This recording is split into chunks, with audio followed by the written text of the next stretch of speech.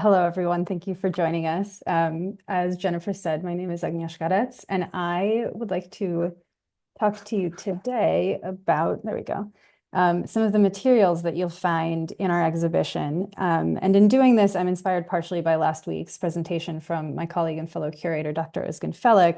And in the course of her discussion, there were lots of questions about what is this made of? What does that look like? So I'm hoping that in discussing papyrus, parchment, and paper, which are the primary writing surfaces you'll see in the exhibition, that it gives you a sense of what these materials are, how they were made, and some of the characteristics you can look for if you choose to join us either to come see the exhibition in person or to check out these materials online.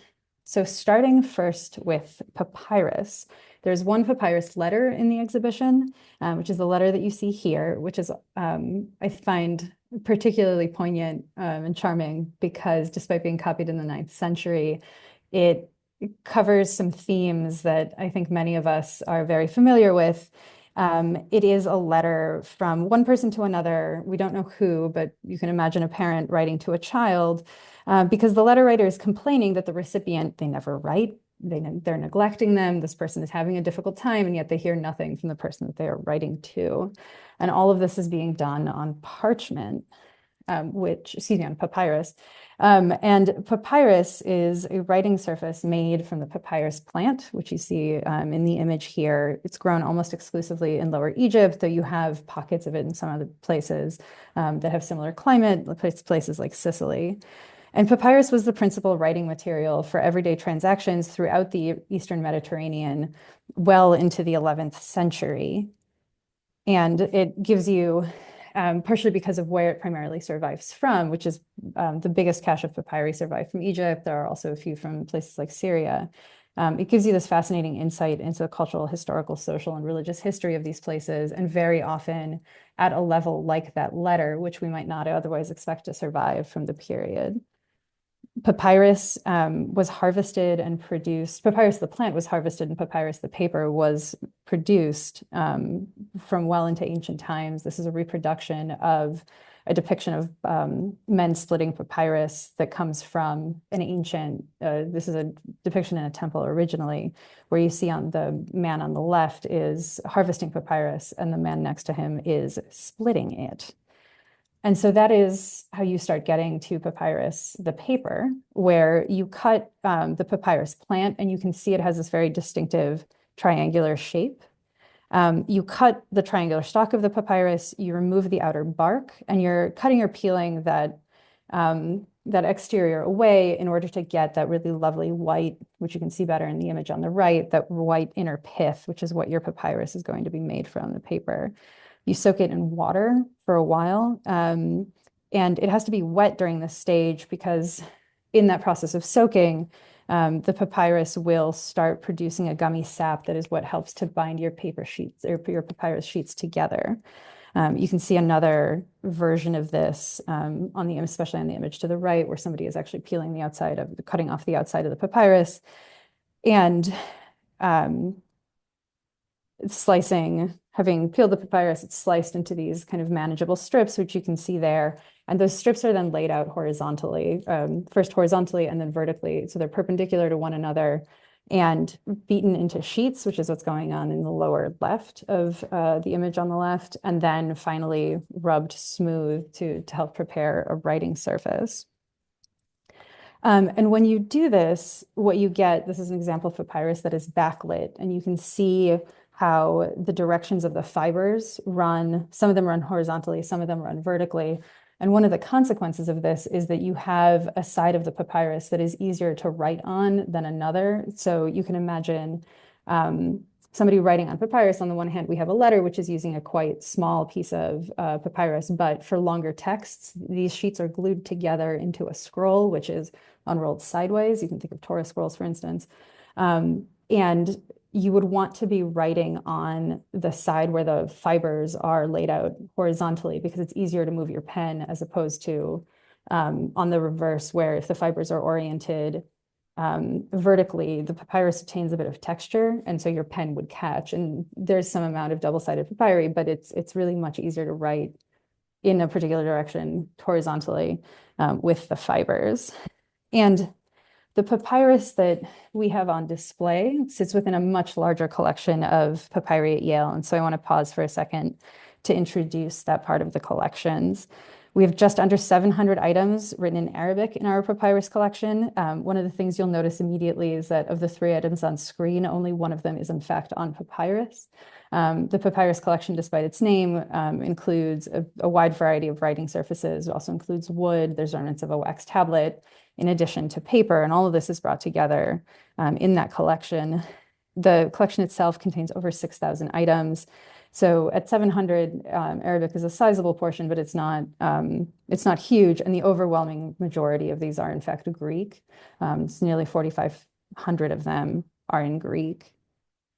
And Yale's papyrus collection began in 1889 with a gift of papyri from W.M.F. Petrie's excavations in Hawara, the archaeological site of ancient Egypt.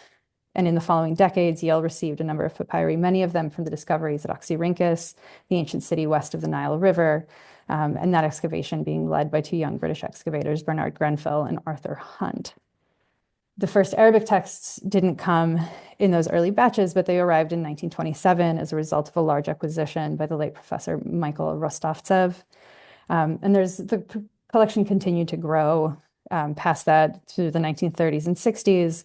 You get purchases made in Egypt and also in Europe, and also important gifts from Edwin J. Beinecke and from H.P. Krauss. And the last papyri purchases come in the 90s. So I mentioned already that we have some Arabic, we have some Greek. Other languages include Demotic, Coptic. I've seen reference to one in Italian. I have not looked into this, but that's an interesting thing that somebody can look into. And they cover a wide range of subjects: private letters, official and religious documents, legal deeds and contracts, biblical texts, and literary works by known and unknown authors. As I mentioned, the collection comes mostly from Egypt and more specifically from the Fayum region, but we also have a large collection of material from Dura Europos in eastern Syria and on the banks of the Euphrates. Those locations are unsurprising in a lot of ways. Papyrus needs really dry conditions in order to survive, which is why it survives in the places that it does. So desert regions yield the most papyri. And that doesn't mean that there wasn't papyri used elsewhere. It's just that these are the places where we get papyri surviving in large numbers. And among the other Arabic papyri that we have, so the 3 that we have on screen here, starting from the left, these include a receipt for an acknowledgement of debt. They include a philosophical text in the middle, and then a letter from a gentleman to his sister.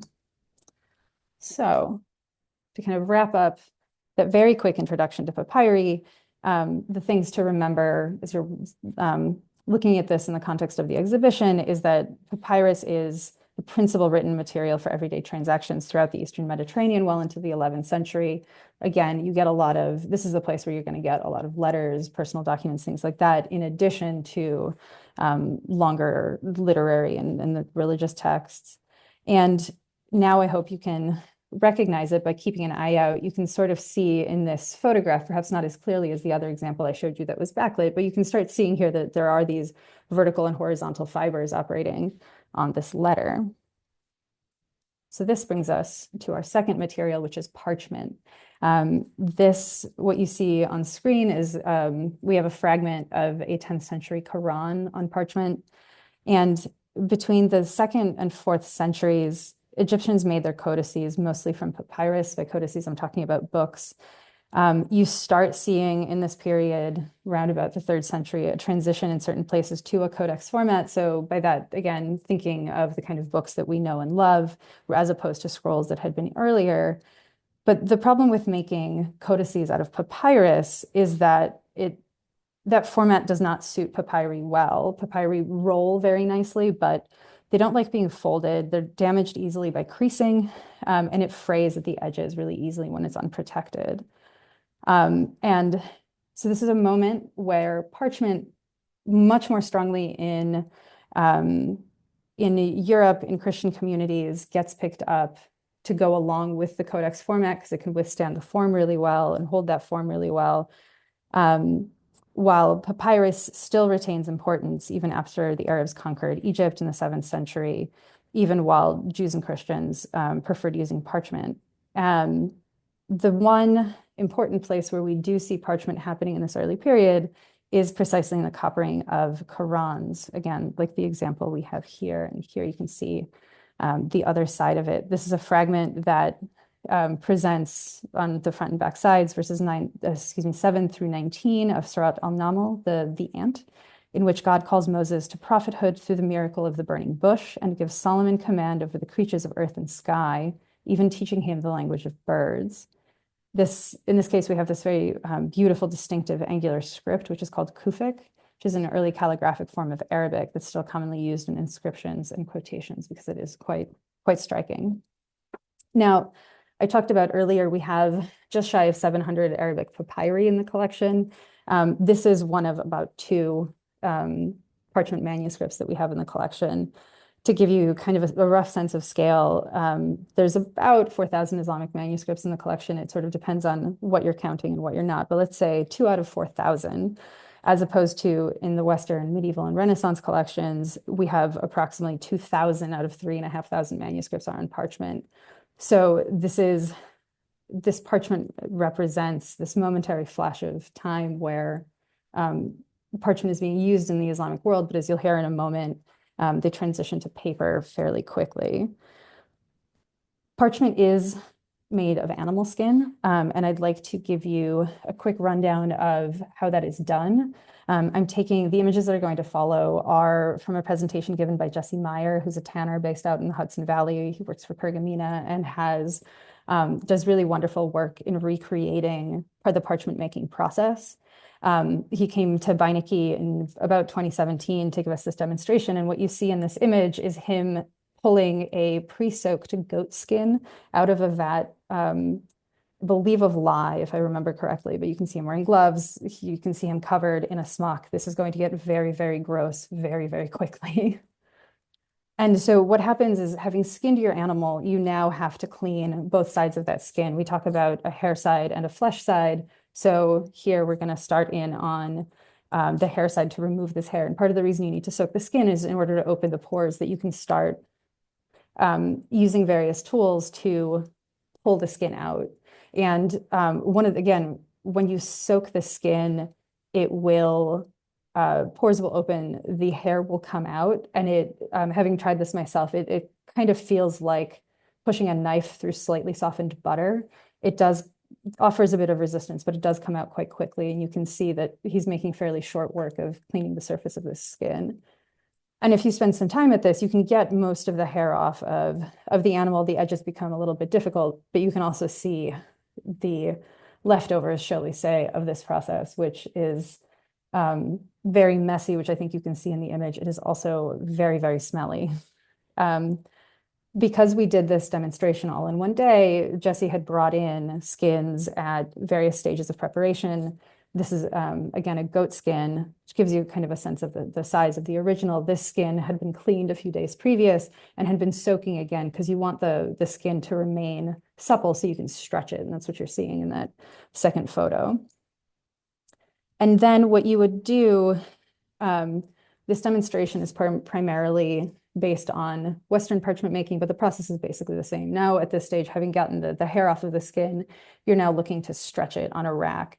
And here, Jesse is tying it at various ends in order to stretch it evenly, and sort of in the way of when you tighten screws as you're assembling furniture, you need to do this at different ends of the skin, kind of at the same time. So you do a bit at the top, you do it at the bottom, aside, and then fill in the edges so that it stretches evenly in different directions.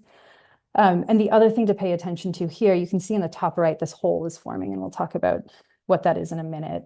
And what you're trying to do in stretching the skin is to prepare your writing surface, and you will start treating it a little bit further to get the remnants of any kind of hair or any other parts of the animal off, so you have a really clean, nice surface. And you can see, especially in that right-hand photo below the big hole, you see that kind of unevenness that has developed in the skin. All of that needs to be scraped off in order to prepare your writing surface.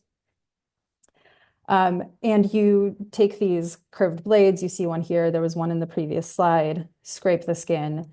As you are scraping the skin, you will stretch it from that pressure. So Jesse here, having scraped some of it, is tightening the screws to continue stretching the skin.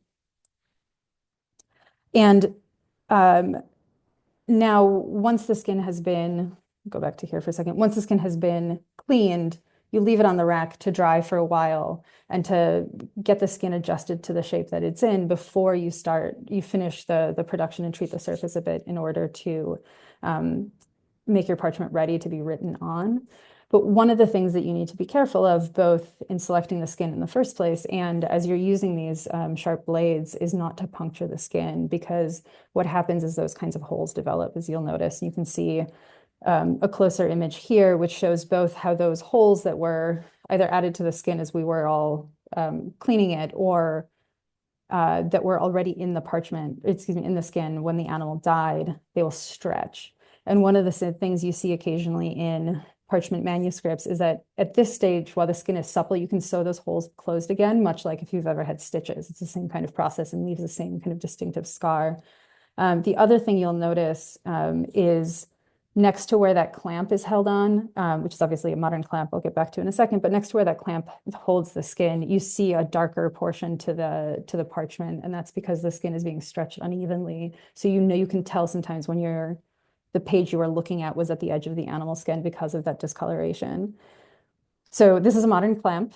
If we were doing this in pre-modern times, what we'd probably do is take a pebble or something of that size, put your parchment skin on it, and then wrap a string around it in order to help stretch the skin. But the kind of rack that this is on would be fairly similar to what we're looking at. And the final thing I want to point out with this is, again, to remember this is the skin of an animal. And so you may be able to see towards the top of that skin this very faint outline that looks like a butterfly. And what that is actually the hips of the animal.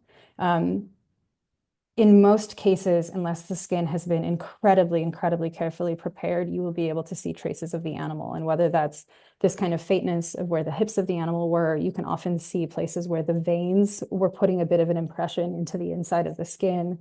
And these are, I think it is important when you're thinking about these kinds of books, remember that there are flocks and flocks of animals that went into the making of these books. Now, for the sake of our exhibition, again, this is the one example on parchment. It's one of the very few in the collections. The other place that you do see animal skin in the collection is obviously on book bindings. They're very often in leather, sometimes in other skin treated in other ways. I don't, for the moment, have time to get into that, but I do want to flag that, and I'd be happy to get into it in the Q&A if there were questions. But I do want to return to this, to our Quran here, because having talked to you about the process, I wonder if you can start seeing some of the artifacts of the making, and in particular in the bottom where you get that kind of those little dots. That is the hair side of the animal, and that's where the pores, where the hair follicles would have come out. So this isn't cleaned completely, and you can see little bits of discoloration. The other thing I want to point out is you see within the text these very small holes that follow very closely where there is actually ink on the page, and that's an artifact of the particular kind of ink that is being used here. So, excuse me, when you're writing in the 10th century and for a long time after, you basically have two options for ink. One is carbon black ink, which is often made out of soot, especially from candles. And the other, in the West, it's most often a thing like an oak gall ink, but you basically need a tannin and you need a metallic salt to combine and create a black ink that can then apply and stick to your writing surface. And what very often happens in that second category of inks is that they will eat the writing surface that they are written on, which is what is happening here. And so this poor thing, what's happening in the right slide is that the page, in order to prevent further damage, has been backed by paper to try to save those edges from getting from disintegrating as the manuscript is examined. So that whirlwind tour of paper. Oh, excuse me. The one other thing that I would bring up with this is that we have one other manuscript which is the one on the left, that we think about when we think about animal skin. And this one presents a bit of a puzzle because you may be able to see that this is far more translucent than the other example we have. If you look at the digital images, it actually looks black because the surface on which it was photographed is black, but you can see it's this quite light color. And there's some debate about what this is actually made of. The catalog offers the possibility that it is made of snakeskin. Having talked to our conservators, this seems unlikely. What is perhaps more likely is that this is, if animal skin, then a very, very fine style of vellum. This is what's sometimes called uterine vellum and is probably the artifact of, because of the way skins are constructed, you can separate the two layers. And so it's possible that this is one layer of skin, but this is an open question. So if anybody would like to weigh in, we would love to hear your thoughts on it. So now, having completed our very whirlwind tour of parchment, let us dive into paper. And this is by far the most common writing surface in our Islamic manuscripts, in the exhibition, in the collections. Even now, right, we're all familiar with writing notes on papers of various sorts. Paper was first invented in China in the 1st or 2nd century before the Common Era. Created first from rags, and then at least in the Chinese context, they shift fairly quickly to bast or woody fibers, and we'll see an example of that later. Europe didn't start making paper for another millennium, and not really in earnest until the 14th and 15th century, and the rise of paper in Europe is really tied to the rise of printing. The Gutenberg Bible is a really nice example, because you have some examples that are printed on vellum, on the one hand, vellum or parchment, and on the other hand, printed on paper, and it's really paper and print in the West at least drive one another. In the Muslim world, though, because in the Muslim world, paper dominates much, much earlier. And it also, and starting in the 8th and 9th centuries, and it also flourishes with manuscripts. So we see this example from the 19th century on the screen. And just to bring out our readers and writers, blow up the image a little bit. Europe, in fact, learned its paper making from Muslims in Spain, who brought it over across the north of Africa from Central Asia and the Eastern Mediterranean. It is Muslims who established the first European paper mills, and they were making it from linen rags and other waste fibers. As to the origin of paper in the Islamic world, there's a story that gets told very often, going back to the 11th century Arab historian Talib, who locates the introduction of paper to the Islamic world to 751 and to the Battle of Talas between Muslim and Chinese forces. And he says that Chinese soldiers who were taken prisoner then introduced paper making to Samarkand, and from there Samarkand flourished as both a producer and an exporter of paper. This is a lovely story, but in the way of lovely stories, it is probably not true. Paper had, by this point, gotten to Central Asia for a very long time, and it's much more the kind of convenient stopping point to what was a gradual process. Though it is, like I mentioned, in China, you have this move towards paper production from woody fibers because you have different kinds of trees in Central Asia. That it's in Central Asia that paper makers really perfect the manufacture of paper from rags. Generally, this paper is made of plant fibers, very often after the plant fibers have been woven into cloth. This is why we keep why I keep mentioning rags. And those rags are broken down again into their fibers, into a pulp that's mixed with water, sometimes some other ingredients that helps keep the paper from absorbing liquids once it's dried. And the reason that this matters is because you want your paper to carry ink. You do not want it to absorb it. And so there's various parts of the production process that are designed to keep that distinction so your ink doesn't simply bleed into your page. Now, we have our pulp. It's suspended in a vat of water. We take a mold, which is usually wood with a metal grating, to pull up those fibers, pull it out flat so the water runs off the sides, and you're left with a thin layer of fibers over a grid. The grid is your mold, and then the paper is dried and polished before it can be used. One of the things that's typical of Islamic paper is often that it's heavily burnished, so somebody has really smoothed the surface, and one of the things you can keep an eye out for in the exhibition is that paper has this really lovely shiny quality to it. And one of the consequences of paper molds, and this is a Western example, but one of the consequences of paper molds for handmade papers done this way is that you will often have a watermark and then laid lines and chain lines.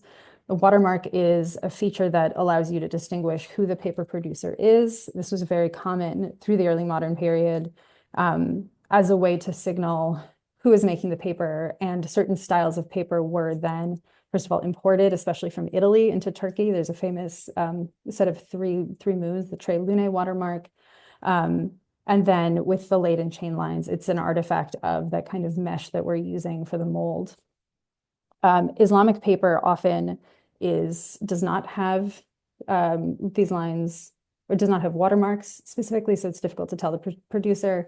And in certain specific instances, the pattern of the lines is different. So it's very typical of Syro-Egyptian paper to have 3 lines together. And you can see this. I would encourage you to look at particularly the work of Kelly Tuttle, who has a wonderful website explaining all of these distinctions. But having made your paper, like I said, it's very often burnished. And the other thing we often need to do is to line it.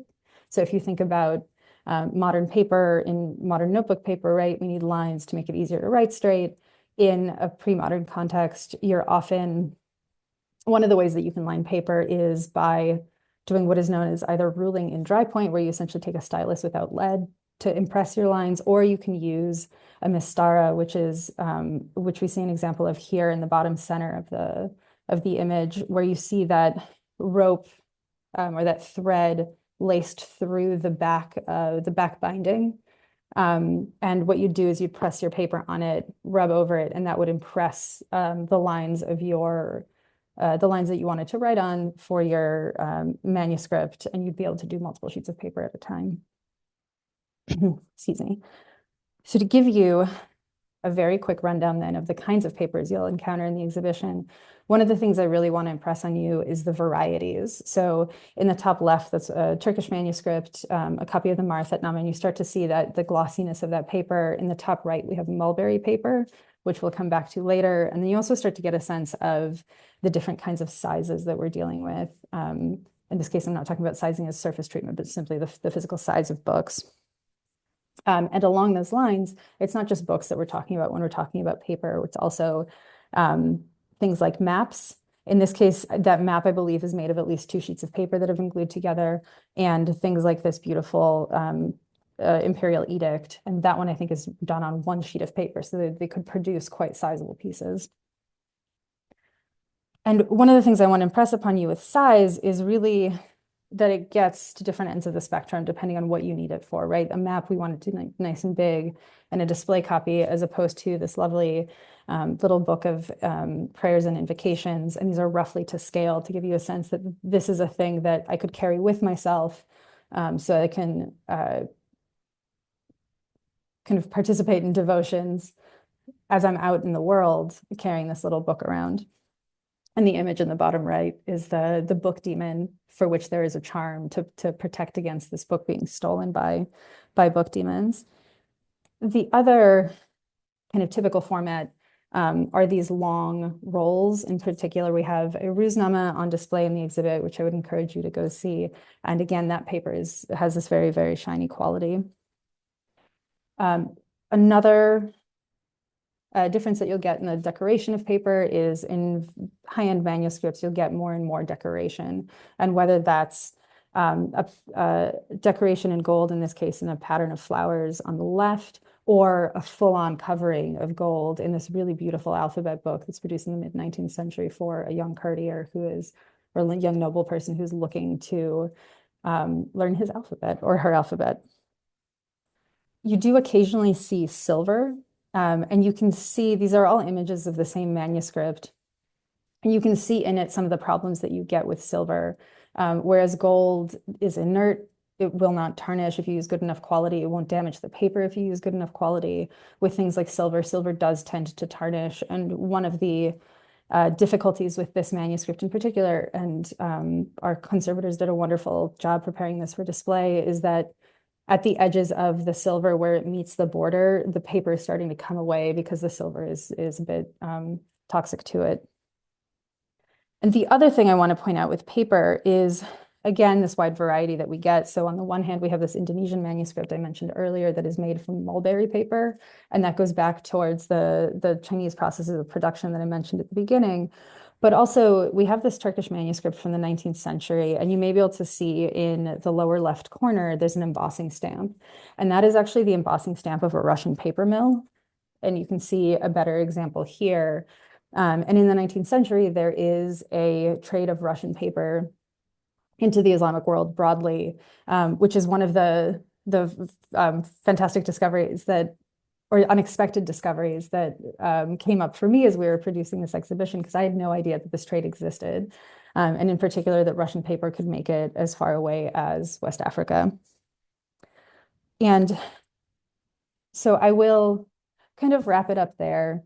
I hope that in the time we have had together, you have a sense of what these manuscripts are made of, so papyrus, parchment, and paper, of what those materials then look like. So when you go looking at our exhibition, you have a sense of what to look out for and the kinds of changes that happen depending on the kind of surface that you're looking for.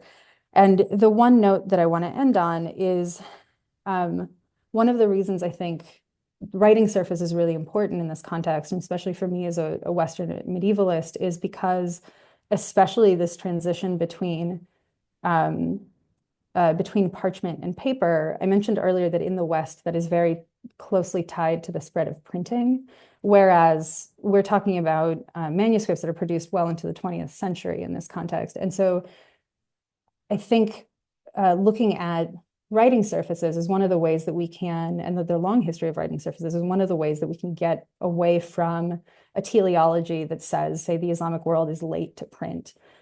It's not. It is making different choices. And I think one of the things that material allows us to get at is really that these are choices that are being made that speak to the particular conditions of the moment that people are writing in, where it is easier to access paper, and there is the kind of trade that is happening in the Islamic world much earlier than what happens in the West. And then printing then also is a response to a different set of conditions that are more appropriate to one place or another. And I hope to add that bit of nuance to your visit to the exhibition. I will end there. I look forward to your comments and questions.